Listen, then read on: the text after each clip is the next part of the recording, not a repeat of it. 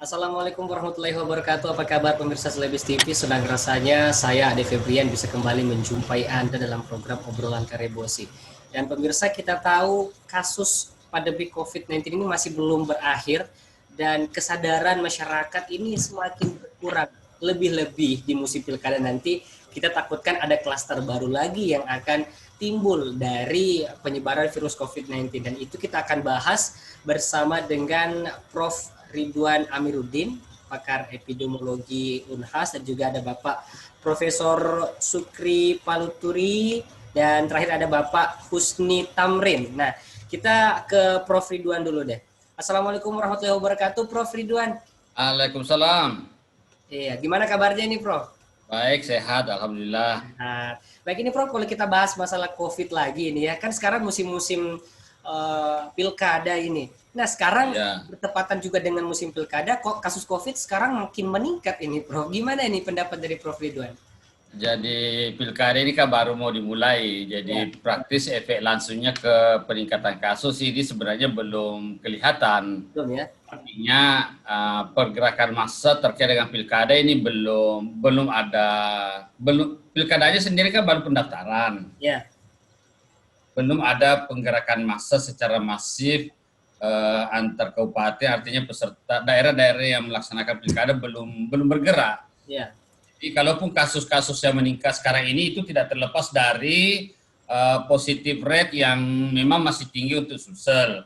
Artinya kasus COVID untuk Sulsel ini kan kalau kita melihat hasil pemeriksaan labnya kita masih 14-16%, ya, itu artinya di penularan pada tingkat lokal itu memang masih terjadi. Sehingga fluktuasi harian kasus harian itu masih sangat mungkin terjadi. Jadi 150 per kemarin itu bisa saja terjadi dan bisa turun. Itu juga sangat ditentukan oleh kecepatan pengumpulan dan pemeriksaan sampel di laboratorium. Jadi itu faktor-faktor yang mempengaruhi kasus-kasus kita berfluktuasi dari kisaran 50 sampai 150. Itu tidak terlepas dari angka laju insidensi dan positif rate kasus kita di Sulawesi Selatan. Begitu, Mas. baik Prof. Ridwan, kemarin kan sempat, atau tadi nih, saya sempat lihat juga baca-baca informasi yang program dari pemerintah itu yang masalah Trisula. Bisa dijelaskan sedikit, Prof. Ridwan?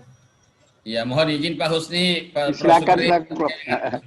Prof, Jadi silakan. Trisula ini adalah hasil kajian teman-teman di tim gugus provinsi, bahwa kita harus memiliki semacam brand program supaya pengendalian COVID-19 ini lebih terfokus. Karena itu kami menelusuri berbagai referensi pustaka. Sebenarnya untuk pengendalian COVID-19 ini apa program strategi. Kami mempelajari banyak jurnal dan dari telah begitu jurnal maka keluarlah bahwa kita harus melakukan massive tracking. Oke. Yang kedua, kita harus melakukan aggressive testing. Yang ketiga, kita harus melakukan edukasi secara intensif. Nah, 3 program unggulan itulah kemudian yang dikemas di dalam Trisula, 3 program pengendalian COVID-19 di Sulawesi Selatan. Itulah sekarang yang menjadi program. Mengapa memilih program itu? Setelah kita menghitung benefit dari ketiga program itu bisa memberikan benefit terhadap pelandaian kurva sebesar 80%. Dan itu angka yang cukup baik sepanjang kita konsisten untuk melaksanakannya. Dasar-dasarnya, Mas.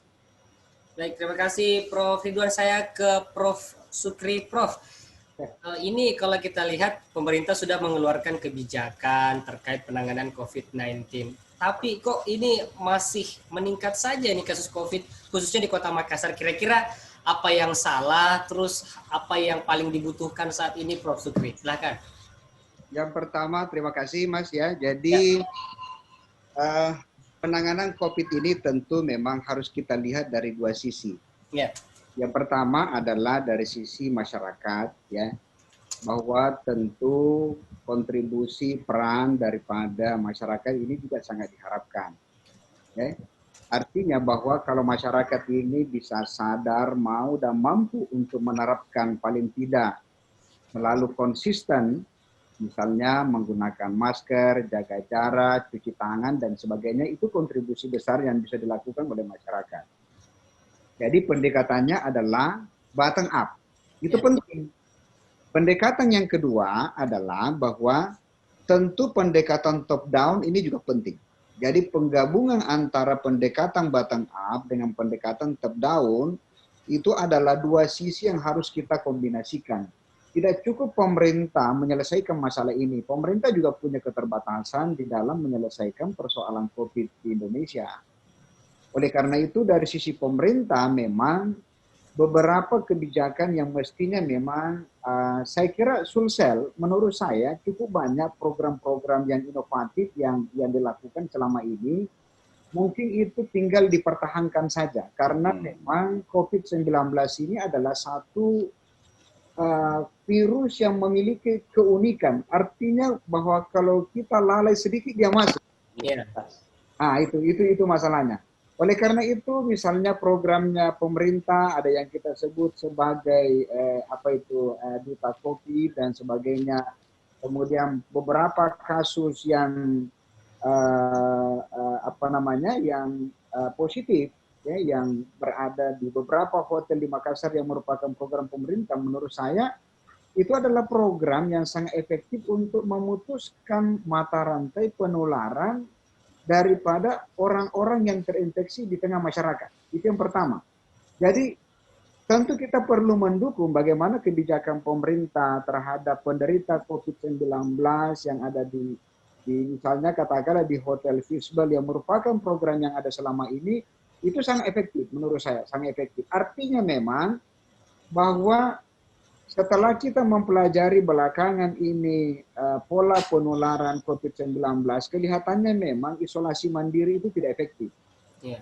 Kenapa? Karena isolasi mandiri ini hanya bisa dilakukan oleh orang-orang yang secara konsisten bisa menerapkan daripada persoalan bagaimana protokol kesehatan dan sebagainya. Ada banyak hal yang tidak bisa lepas dari mereka, terutama pada istri mereka, suami mereka, anak-anak mereka, dan sebagainya. Sehingga memang perlu kita memang mengevaluasi kembali kebijakan yang berkaitan dengan isolasi mandiri. Itu menurut saya sendiri kurang efektif, sambil kita mengevaluasi perkembangan kasus yang ada di belakang ini. Itu barangkali Mas untuk sementara. Baik, terima kasih Prof. Sukri. Saya ke Bapak Husni Tamrin. Pak Husni, ini kalau dilihat kasus COVID meningkat lagi. Tadi juga sempat didengar pernyataan dari Prof. Sukri untuk isolasi mandiri sepertinya kurang berhasil ini. Dilihat dari dampak penurunan COVID ini tidak ada efeknya seperti itu. Kira-kira apa yang salah ini Pak Husni kalau dari Bapak sendiri? Silahkan. Oke, makasih ya. Jadi sebelumnya dulu saya sampaikan ya data secara umum ya. Data secara umum bahwa sampai hari ini ya kita sudah 12.901 yang terkonfirmasi positif, dengan yang sembuh 9.976 atau 77,33%. Saya kira ini hal luar biasa Pak, karena ya kalau tingkat nasional itu kan tidak sampai 70% tingkat kesembuhan. Sedangkan Sulsel kita pada angka 77%. Nah, sedangkan yang meninggal kita pada saat ini adalah 377 atau 2,92. Sedangkan rata-rata nasional kematian adalah 4%. Nah, ini adalah kabar-kabar menggembirakan. Nah, terus menyangkut penanganan ya, penanganan di Sulsel yang ditangani di rumah sakit itu adalah 48%. Dari semua yang 12.900 ini yang positif yang ditangani di rumah sakit adalah 48%. Sedangkan yang ditangani di duta COVID atau di hotel adalah 40%. Jadi yang isolasi mandiri hanya 12%.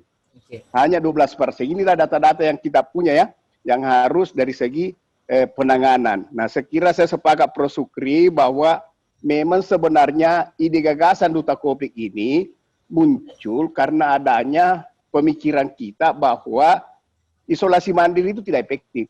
Bahkan sebagian masyarakat bilang loh, kita yang sehat disuruh tinggal di rumah. Iya. Nah, makanya muncullah pemikiran bagaimana kalau yang positif, yang sakit, yang disimpan, yang diisolasi. Sehingga muncullah pemikiran untuk melakukan program duta COVID ini. Nah, terus kedua, salah satu landasannya adalah adanya kebijakan Pak Gubernur dengan memusatkan ya pelayanan COVID di Makassar. Artinya yang semua penderita COVID di daerah, kabupaten dibawa ke Makassar. Kalau dia sakit ke rumah sakit, kalau dia tanpa gejala ke hotel, ke duta COVID. Tujuannya apa? Ini juga untuk mensterilkan kabupaten. untuk mensterilkan kabupaten sehingga aktivitas teman-teman di kabupaten itu tetap bisa berjalan. Nah, menanggapi perkembangan sebenarnya yang salah itu pertama adalah bagaimana adanya kesalahan salah satu lab, tidak usah sebut ya. Ya, dalam hal pelaporan ini sebenarnya yang harus diklarifikasi kemarin. Setelah kita pelajari trennya, ya, sekira ada Pro Ridwan, Pro Sukri ya, kemarin ada salah satu lab kita yang terlambat melapor. Nah, itu adalah akumulasi, ya. Jadi data-data ini akumulasi kejadian Agustus yang mereka baru lapor, sehingga terjadi lonjakan di beberapa 2 hari terakhir ya.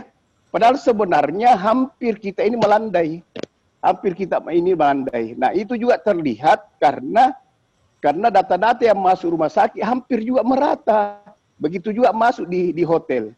Nah, cuma memang sekira di Makassar ini ya, walaupun RT-nya tetap di atas 1, tapi sesungguhnya ya rata-rata kasus kita terkendali. Cuma ada beberapa kabupaten ya, misalnya di Kabupaten Bone, ya Kabupaten Bone ini dengan klaster Dinas Kependudukan, ya Dinas KB. Ya, kependudukan KB. Nah, ini memang banyak di sana, Bapak Ibu sekalian.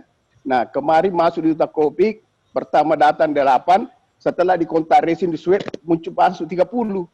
Nah, masuk 30, jadi ada 38. Nah, ini memang lonjakan kasus, ditambah lagi dari Kabupaten Wajo. Ya, Wajo itu ya, dengan klaster Dinas, Keuangan, Dinas Pendapatan Daerah Keuangan, itu klasternya. Sedangkan satu lagi kabupaten adalah Takalar, itu klaster lapas. Nah, sekira inilah yang berdistribusi di Sulawesi Selatan sehingga terjadi peningkatan kasus. Tapi yang jelas bahwa semua yang berkearahan teman-temannya dari tim pakar, semua positif ini kita lakukan kontak tracing. Ya, kita lakukan kontak tracing. Dengan adanya kasus di lapas misalnya, semua penghuni lapas kita sudah swab. Nah, sehingga muncul 22 yang positif. Itu semua masuk di Duta Kopi. Sekira demikian untuk sementara, Mas Ade.